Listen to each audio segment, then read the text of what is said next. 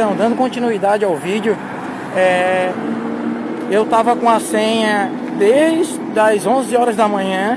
Eu estava com a senha 19 e no painel 18.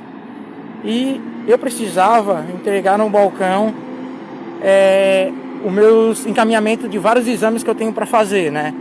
E as duas pessoas que estavam atendendo no atendimento do caixa, né, na recepção, ficavam conversando, ficavam mexendo, andando para lá e para cá. E quando deu meio-dia, elas saíram dizendo que estavam no horário do almoço. Então eu peço aí, deputado Sérgio Guimarães e seu Luciano Pereira, que vocês possam cobrar lá do Frécia, né, para que ele tome providências e cobre mais na área da saúde aí, que se não tem gente para na hora do almoço intercalar, botar mais funcionários, né, agente público na área da saúde aí, porque é um descaso, como eu, poder ser outra pessoa passando mal e ter que ficar aí horas e horas, né?